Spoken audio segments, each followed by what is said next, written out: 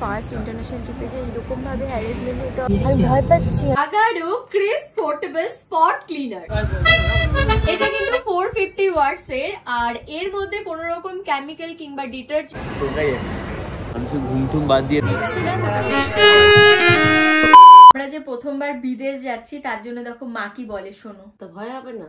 ভয় হচ্ছে, টেনশন হচ্ছে, টেনশন হওয়াটাই তো স্বাভাবিক। বল, তোরা এত দূর যাবি, অচেনা দেশ, তার মধ্যে তোরা দুইজন, সাথে তোদের কেউ নাই, তাহলে ভগবান সাথে থাকলে শোনো 2 দেশ কেন 10 দেশ ঘোরা যায়, 10 দেশ হইলে টেনশন নিয়ে লাভ আছে। তোরা এগুলা বুঝবি না, বুঝছিস তো? সে তো বুঝবো না জানি, তুমি গার্জিয়ান, আমরা এখনো অনেক বাচ্চা তোমার কাছে, সেই বয়স আনতে তো অনেক বাচ্চা। তোমার মাও চিন্তা করবে, আমিও চিন্তা করব, তাহলে আর অন্য কেউ সাথে থাকলে এতটা টেনশন করতাম না। সাথে কে থাকবে? সাথে আবার কে থাকবে? আমরা দুইজনই একসাথে। ওইখানে ফোন টোন করবি তো ঠিক মতো? হ্যাঁ ফোন করব, ওখানে তো জানোই এখানে আমরা তো যখন তখন করতে পারবো না। না করলেই আমরা মানে আমরা তো ব্যস্ত থাকবো, আমরা সময় ফাঁকা করে ফোন করব। খুব টেনশন হয় রে। আর খাওয়া দাওয়া ঠিক মতো করবি, বুঝছিস? কেন ওইখানে খাওয়া দাওয়া একরকম, খাওয়া নিয়েও টেনশন করতে। হ্যাঁ তাহলে টেনশন করবো না, ওখানে খাওয়া দাওয়া সে মানলাম, ওখানে খাওয়া দাওয়া বাঙালি খাওয়াটা কম থাকবে সেটা বলতেছি। না না এখন শোনো, বাঙালি এমন একটা এখন জাতি না, পৃথিবীতে যেই দেশে যাবা বাঙালি হোটেল। ঠিক আছে এখন তোমরা যাবা, এখন সবই বলবা। না পটাচ্ছি ভাবতেছো? পটানো? আরে পটাচ্ছি না, এটা হচ্ছে পটানো, মাকে পটানো, জানি তো। বিদেশ যাচ্ছি সেটা তো খুব আনন্দের কথা, কিন্তু টেনশন তো একটু হবেই। দিনকাল ভালো না, চারদিকে যে পরিস্থিতি, সেজন্য মন তো একটু খারাপ লাগছেই। আরে টেনশন করো না, যাচ্ছি যখন আর ঠাকুরের কাছে প্রার্থনা করি ভালো মতন ঘুরে আয়, জিনিসপত্র লাগেজ নিয়ে রাজা তুই ঠিক মতন ঘুরে আয়, আর ওদিকে গিয়ে একটু খবর টবর দিস আমাদের। এদিক থেকে তো ফোন টোন বেশি যাবে না, সেজন্য তোরা বলিস, তাহলেই খবরটা পাবো। ঠিক আছে? আচ্ছা ঠাকুর প্রার্থনা করি তোমাদের যাত্রা শুভ হোক, ভালো মতন ঘুরে আসো, এটাই ঈশ্বরের কাছে কামনা করি। ঠিক আছে? যে কিভাবে টেনশন করতেছো সব মিলে আমি ব্যাগ ফ্যাগ গুছায় বসে আছি। তো চিন্তা তো একটু হয়ই, বল অত দূরে জার্নি, এত টেনশনের কিছু নেই তো। ওইটাই তো বলছে, এত টেনশন কি আছে? এরকম তো হাজার হাজার লোক যাচ্ছে। হ্যাঁ মেয়েরা একা একা ঘুরে আসছে, আর আমরা তো দুজন মিলে যাচ্ছি। দুজন যাবি গেলেই তো টেনশন, তাহলে যদি আরে মেয়েরা একা একা ঘুরে আসছে, পড়াশোনার জন্য বাইরে যাচ্ছে, বিদেশে যাচ্ছে না। ঠিক আছে, হ্যাঁ হরে কৃষ্ণ, রাধে রাধে।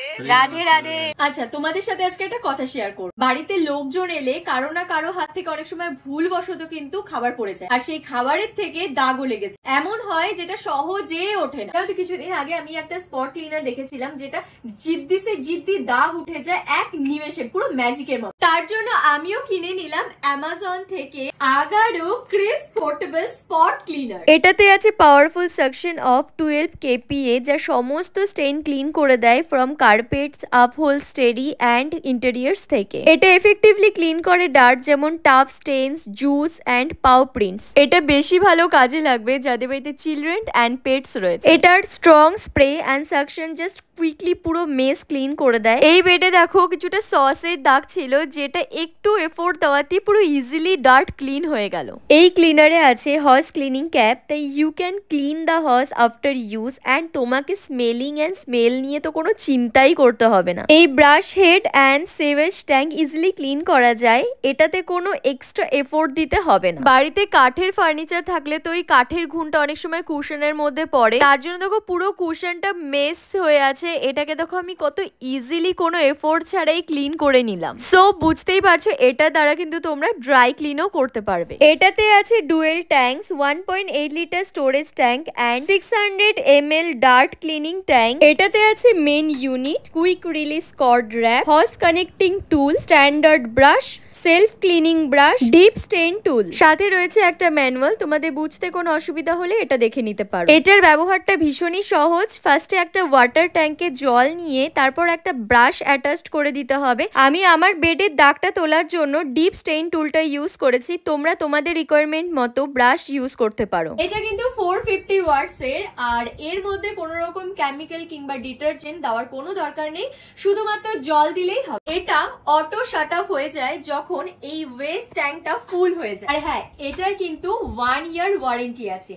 আর প্রোডাক্ট লিংক ডেসক্রিপশনে দেওয়া আছে। ইয়েস, এখন আমি কলকাতায় আছি। ফার্স্টে হাওড়াতে আমরা নেমেছি, হাওড়া থেকে এখন আমরা শিয়ালদাতে এসেছি। 4:30টার সময় হাওড়াতে নামছি। তো হাওড়াতে নামার পরে দেখি অন্ধকার, ঠিক আছে, অন্ধকার, খালি ওকে দেখা যাচ্ছিল, মুখটা এরকম ফর্সা ছিল বলে জায়গা। তো ওখান থেকে আসলাম হচ্ছে শিয়ালদা, যেহেতু আমাদের হোটেল শিয়ালদাতে নামা ছিল। শিয়ালদায় এসে স্নান ফান করে 5টা 5:30 সময় স্নান ফান করে শিয়ালদাতে এসে দেখি হোটেল খোলেনি। ও আরেকটা কথা, হ্যাঁ, শিয়ালদাতে এসে দেখি হোটেল খোলেনি। আমরা হচ্ছে মুরগির কাজটা করে দিলাম, কুকুরুকু ডাইকে ডাইকে ওদের উঠাই দিলাম। পরে এই যে এখন স্নান ফান করে এখন যাচ্ছি হচ্ছে ট্রিপ। খুব ফেমাস একটা প্লেস, আর তার চেয়েও বড় কথা মনে হয় অনেকের যাওয়া হয়ে গেছে, বাট আমাদের যাওয়ানি। আর আমি এই মায়ের স্বপ্ন দেখেছিলাম, বলেই তো দিলে মায়ের কাছে যাচ্ছে। হ্যাঁ, এই মায়ের এই মুখের এই চেহারার এই রকমই বেশের আমি স্বপ্ন দেখেছিলাম।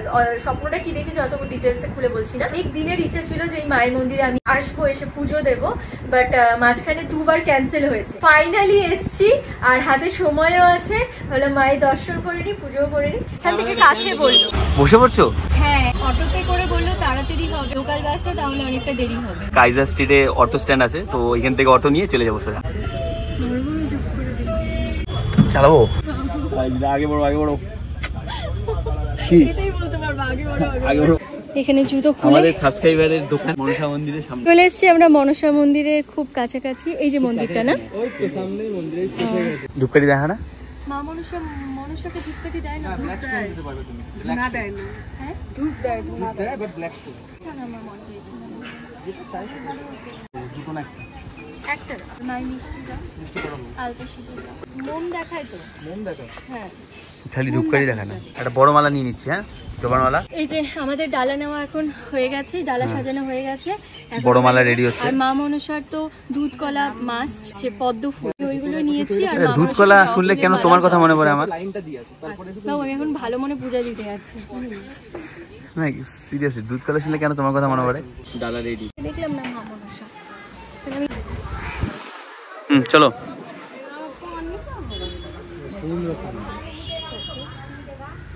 চলো, জয় মা মনসা। মধু চলে গেছে অলরেডি মাকে দেখতে। 8টা বাজে, এখনই কি 9টা থেকে বলে 9টা থেকে পূজা শুরু হবে, 9:30টার সময় বলে প্রচুর ভিড় হয়েছে। ফাইনালি 1 ঘন্টা লাইনে দাঁড়ানোর পরে দেখছিলাম পূজা হলো। এই যে সুন্দরভাবে পুজো সম্পূর্ণ হয়ে গেছে। এখন হচ্ছে মা পুজোতে বসবে, এখন মা পুজোতে বসবে, তো কিছুক্ষণ থাকবো, থেকে তারপর আমরা বেরোবো। পুজোটা দেখিনি, এখানে যিনি পুজো করেন উনি এখন পুজো করবেন।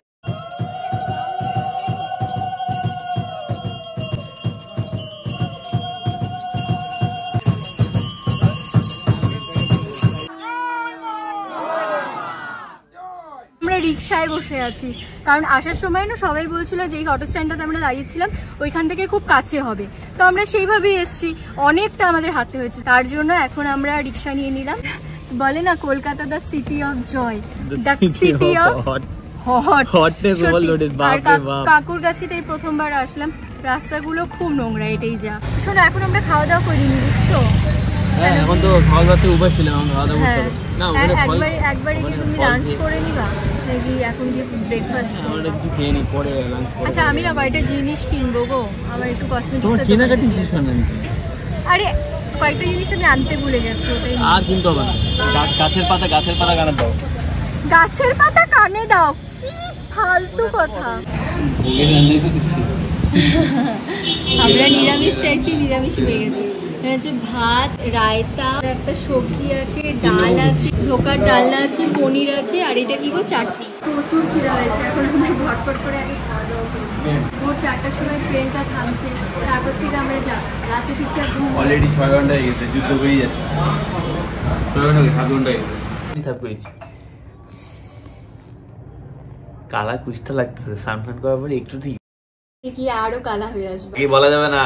এখান থেকে একবারে ডিনার করে ড্রেস পরে রেডি হয়ে সোজা এয়ারপোর্টে রওনা দিই, যার কারণে এখানে খাবারগুলো নিয়ে এসেছি। 3-4 দিন আমাদেরকে পুরো বাইরে থাকতে হবে, জন্য পেটটা ঠিক রাখতে হবে, সব থেকে বড় কথা। তো তার জন্য নো ঝাল মশলা, একদম প্লেন বাংলা খাবার আজকে খেয়ে যাবো। তুমি কেমন করে জানবা? হচ্ছে প্লেন রাইস। তবে এখানে সব প্যাকেটগুলো তুমি একসাথে গন্ডগোল করে ফেলাইছো। এইখানে তোমার আলু ভাজা আর ভাত, হ্যাঁ তোমার ডিম আছে, খাবো না, হাবি যাবি। না না ডিম নেই এখানেও তো যে একই আছে। ও এখানে আলু ভাজা খাবো। ও বলছিল চিকেন বা ডিম মাছ এগুলো নেই। আমি খবরদার না, তুমি যদি খাও খাবা, আমি তো খাচ্ছি না ভাই, অনেকটা টাইম ফ্লাইটে থাকতে হবে, তো রিচ খাওয়া দাওয়া খেলে তো প্রবলেম হতে পারে। তোমাদেরকে একটা জিনিস দেখাতে যাচ্ছি, দেখো এটা কি মানি এক্সচেঞ্জ উল্টো করে দেখা যাচ্ছে। আমরা যেটা দুবাইতে খরচা করবো ব্যাংকের থ্রুতে আমাদের কাছে আসে, সেটা আমি হাতে পেয়েছি, ইটস ডলার। মানে এই ডলারটাই আমাদের ইন্ডিয়ান মানিতে ট্রান্সফার হয়ে আসে, যেটা আমরা আর্ন করি ইউটিউব ফেসবুক দু জায়গা থেকে, তো ইউএসএ থেকেই আসে পুরোটা। আর এখানে আছে হচ্ছে ডলার প্লাস দিরাম। এবার ডলারটা হচ্ছে ইউএসএ আর দিরাম হচ্ছে তোমার দুবাই, ইউএই। তো এটা হচ্ছে $10 মিন্স হচ্ছে তোমার 850 টাকা। $100 মানে 8500 টাকা। 8500 টাকা। এটা হচ্ছে $100 না হলে, এই একটা ডলার, এই ডলারটা না আসলে ফেসবুকে তুমি আর্ন করতে পারবে না। মানে তোমাকে $100 হবে তবে আর্ন করতে পারবে না, না ভুল বললাম কথাটা, তুমি আর্ন করতে পারবে, মানে তোমার ব্যাংকে টাকাটা ট্রান্সফার হবে না। $100 হবে মানে ওই যে টাকা, মানে একটা নোট পাবা, একটা নোট হলে মানে ওটা ব্যাংকে ট্রান্সফার হয়, হলে ব্যাংকে ট্রান্সফার হয়। তুমি একটা নোট পাবা, এই একটা নোটের ভ্যালু তোমার সারা মাসের কষ্ট। আর তোমার আরেকটা জিনিস দেখাচ্ছি, সবাই তো একটা নোট পায় না ইউটিউব থেকে, সবাই এখানে যা আছে তাদের 20টা নোটও পায়, কেউ 50টা নোটও পায়, আবার কেউ কেউ বাবা আমার হাতে কেউ 20টা নোটও পায় এরকম, কেউ কেউ 10টা নোট পায়, কেউ 5টা নোট পায়, কেউ একটা নোট পায়, কেউ 2 মাসে একটা নোট পায়, কেউ 3 মাসে একটা নোট পায়। যে যেরকম কাজ করবে, যে যেরকম পরিশ্রম করবে, সেটাই তার ইনকাম হবে। তো একটা ছোট্ট ইনফরমেশন দিলাম, এটা অনেক মানে যারা নতুন কাজ করা শুরু করছে ইউটিউব ফেসবুকে, তাদের এটা কাজে লাগবে। তো আরেকটা জিনিস দেখাচ্ছি, এটা হচ্ছে দিরহাম। হ্যাঁ তোমাদের সামনে থেকে দেখাচ্ছি দিরহাম। এটা হচ্ছে 500 দিরহাম, মানে এই একটা নোটের দাম হচ্ছে তোমার 11500 টাকা। কমপ্লিট? হ্যাঁ সব সুন্দরভাবে কমপ্লিট হয়েছে। রাধে রাধে বলো। রাধে রাধে, জয় শ্রী কৃষ্ণ, জয় বজরংবলী, জয় শ্রী রাম। এখন আমরা চেক আউট করব, করে বের হবো, আর এখন ঘুরে আমাদের ড্রিম ট্যুর। তাহলে আমাদের ড্রিম ট্যুরে যাচ্ছি। হ্যাঁ চলো। দুইটা লাগেজ কিন্তু বিশাল ভারী ভারী, বিশাল ভারী ভারী এই হ্যান্ডব্যাগ। আর আমার রয়েছে একটা পিঠে, আর আমার রয়েছে একটা পিঠে ব্যাগ। এই আমার ব্যাগটা হচ্ছে বেশি ভারী। আর এখনো মনে হচ্ছে যে সবটা ঠিকঠাক হবে তো, মানে যে ডকুমেন্টস গুলো আনা হয়েছে সেইগুলো ঠিকঠাক দেখে আদৌ আমাদের ঘুরতে যাওয়াটা হবে কিনা, আমার ভিতরে ভিতরে ওইটাই টেনশন চলছে যে যেন সবটা ঠিকঠাক হয়। সকালবেলা পুজো দিয়ে আসলাম যে ওই প্রসাদ গুলো তো আমরা বাড়িতে নিয়ে যেতে পারবো না, যে ট্যুরটাতে যাচ্ছি সেখানে যদি নিয়ে যাই তাহলে নষ্ট হয়ে যাবে প্রসাদ গুলো, তাই এখানে যারা হোটেলে ওনারা আছেন ওনাদেরকে দিয়ে দিলাম। আমার এখনো ভয় লাগছে, কি বলতো, মনে হচ্ছে ডকুমেন্টস সব ঠিকঠাক আনছো তো আদৌ যাওয়াটা হবে তো, ঘোরাটা হবে তো, মানে আমার এইরকম মনে হচ্ছে এখনো। একদম এয়ারপোর্টে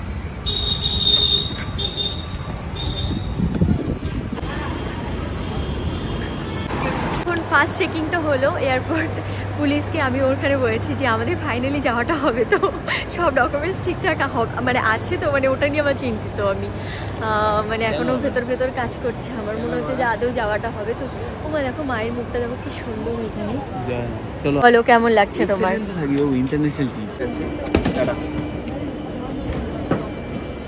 ছেড়ে যেতে যাচ্ছে না।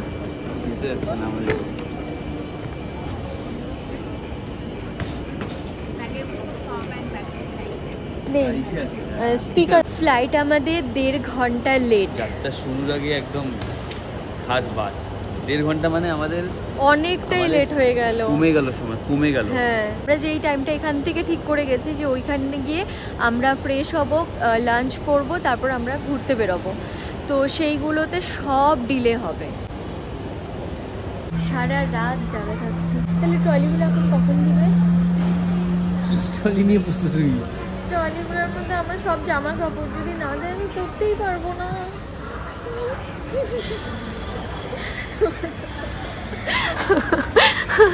এইভাবে কেউ হাসে দিবে না তোমার, এইভাবে কেউ হাসে নাকি? তুমি আমার খিল্লি উড়াচ্ছ। দিবে না তোমার, নিয়ে নিজ ওটা। তুমি দুবাই মল থেকে আবার জিনিস কিনে আবার পরবে। অসম্ভব, অসম্ভব। আমি কত টাকা জিনিস, তোমার ফেভারিট ড্রেস কাফতান, কাফতান তো দুবাইয়ের আবিষ্কার, সমস্ত রকম কাফতান ড্রেস কিনবা ওখান থেকে, কিনে এক এক দিন এক একটা কাফতান পরবা। অসম্ভব, নেভার। আল হাবিবি, আল হাবিবি, কলা খাবি, কলা খাবি। বলো তোমার কেমন লাগছে রাজ্যে থাকতে, বলো কেমন লাগছে? সরস্বতী পূজার মতো। সরস্বতী পূজা এরকম রাত জায়গায় প্যান্ডেল বানাইতাম, আর এখন সরস্বতী বিয়ে করার পরে এরকম রাত জায়গায় ইন্টারন্যাশনাল ট্রিপ করতেছি। সরস্বতী পূজার মধ্যে। এখন কয়টা বাজে বলতে ঘুরিতে?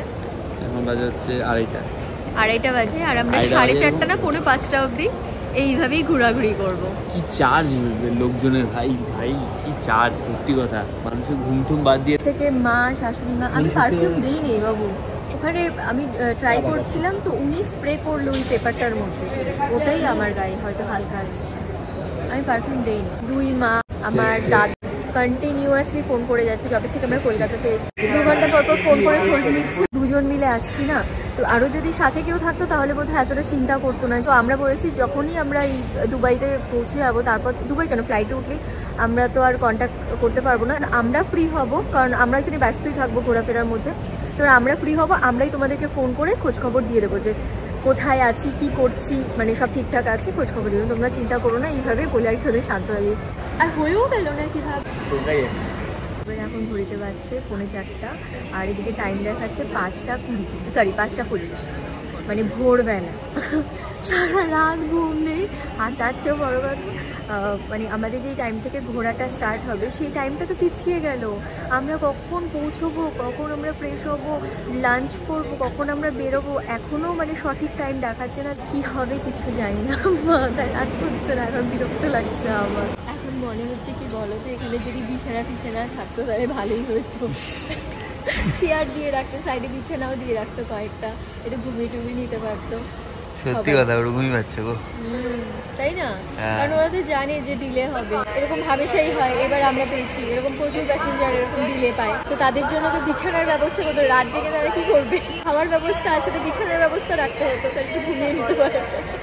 ইন্টারন্যাশনাল ট্রিপে এইরকম সমস্যায় পড়বো আমরা জীবনে ভাবতে পারি নাই। সারা রাত জাগা। এখন অ্যানাউন্সমেন্ট হলো যে 5:25 আমাদের ফ্লাইটের টাইম, যেটা ছিল 3:30-র সময়। মানে পুরো হ্যাপা হয়ে গেল। এইরকম ফার্স্ট ইন্টারন্যাশনাল ট্রিপে যে এইরকমভাবে হ্যারাসমেন্ট হতে হবে জীবনে ভাবতে পারি।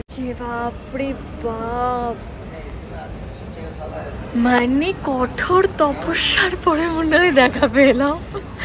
আমি তো ভাবছি মনে হয় আর আজকে যাওয়াটাই হবে না। আবুধাবি যাওয়া, শীতটাকে আমাদের জল দাও, একই ব্যাপার। সারা রাত জায়গায় এই কাজটা করতে হচ্ছে। সত্যি এরকমই অবস্থা এখন। তুমি একটুখানি ঘুমিয়েছো আধা ঘন্টার মতো। আমি তো জিরাফের মতো ঘুমাইছি, জিরাফ দাঁড়ায়। হ্যাঁ, ফাইনালি যাচ্ছি আমরা। আমি তো ভাবছিলাম আজকে মনে হয় দুবাইতে যাওয়ার হবে না। ঘুমটা একদম টেস্টটা মেরে দিলাম। না, আমরা ফ্লাইটে এখন ঘুমিয়ে নিব, 2 ঘন্টা 3 ঘন্টা যা হয় ভালো মতো ঘুমিয়ে নেবো, ফ্রেশ হয়ে যাবো। আসছিলাম রাতে ফ্লাইট ধরতে, ভোর হয়ে গেছে, ভোর হয়ে গেছে। কোনটা আমাদের? ওটাই তো 13B is right here in the middle. ওকে, সব ঠিক আছে, বাট দিন হয়ে গেছে। প্যাকেজ কমপ্লিট, বাস এখন হচ্ছে একটা লম্বা ঘুম দিব। দুবাইয়ের গানা কটন নিলাম না খালি। তুমি দুলাচ্ছ কিসের জন্য? আমি ভয় পাচ্ছি, আমি কানের জন্য তুলা আনি নাই।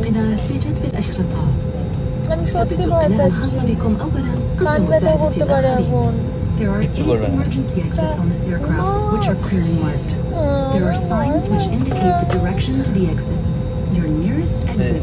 আম্মা জান টাটা। يوجد ثمان مخارج للطوارئ على متن هذه الطائرة.